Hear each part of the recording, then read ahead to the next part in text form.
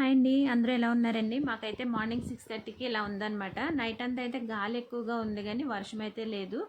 ఉదయం నుంచి అయితే బాగా చీకటిగా అయిపోయి ఇలాగా క్లైమేట్ కూడా బాగా చేంజ్ అయ్యుకుంటూ వచ్చిందనమాట. ఎర్లీ మార్నింగ్ 6:30 అలా అయితే వర్షం లేదు కానీ తర్వాత నుంచి కొంచెం కొంచెం వర్షం అయితే స్టార్ట్ అయిందనమాట. అది ఇంకా కొంచెం అలా పెరుక్కుంటూ వస్తుందండి.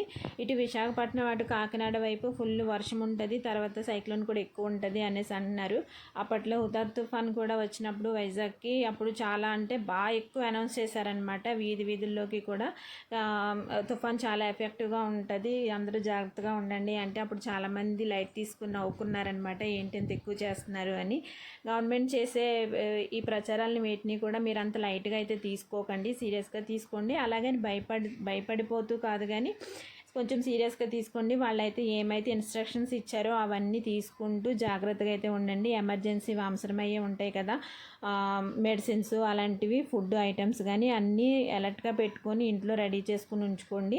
ఇన్ కేస్ ఎలాంటి పరిస్థితుల్లో మనము ఇల్లు వదిలి బయటికి వెళ్ళవలసిన పరిస్థితి వచ్చినప్పుడు వాళ్ళు అనౌన్స్ చేస్తారు కదా, మేము రాము అని. అలాంటి మొండి పట్టుదలకి వెళ్ళకండి. వాళ్ళు ఎక్కడికన్నా షెల్టర్లకు వెళ్ళాలి, షిఫ్ట్ అవ్వాలి అన్నప్పుడైతే వెళ్ళిపోవడానికి వీలుగానమాట. ఎమర్జెన్సీగా మనకు కావాల్సిన అమౌంట్ అవ్వచ్చు, మన దగ్గర ఉండే గోల్డ్ కావచ్చు, లేదంటే ఎమర్జెన్సీగా కావాల్సిన మెడిసిన్స్ అవ్వచ్చు. ముఖ్యంగా మెడిసిన్స్ అనమాట. మెడిసిన్స్ వాళ్ళు ఇవన్నీ కొన్ని ఎమర్జెన్సీ థింగ్స్ అనేవి ఒక బ్యాగ్ లాంటిది రెడీ చేసుకుని దాంట్లో పెట్టుకుని ఉంచుకోండి.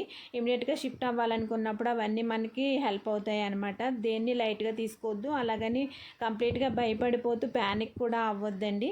వాతావరణం వల్ల ఏదైతే మన గవర్నమెంట్ అనౌన్స్ చేస్తుందో వాటన్నిటినీ అయితే మైండ్లోకి అయితే తీసుకోండి, జాగ్రత్తగా ఉండండి. చుట్టూ ఉండే వాటి మీద కొంచెం ఒక అవగాహన కలిగి ఒక కన్నేసి అయితే ఉండండి అందరూ. ఫైనల్గా అయితే నేను చెప్పాలనుకుంటున్నది ఒకటేనండి, ఎమర్జెన్సీ సిచ్యువేషన్లో మనం మూవ్ అవ్వడానికి వీలుగా ఎమర్జెన్సీ మెడిసిన్స్ అండ్ వాల్యుబుల్ థింగ్స్తో అయితే రెడీగా ఉండండి. అందరూ జాగ్రత్తగా ఉందామండి. మీతో పాటు మేము కూడా అందరం క్షేమంగా ఉండాలని అయితే దేవుణ్ణి అయితే కోరుకుందాము. ఈ తుఫాన్ వల్ల ఎవరికి ఎలాంటి నష్టము లేకుండా, ఎలాంటి ప్రాణహాని లేకుండా సేఫ్గా అందరం హ్యాపీగా ఉండాలని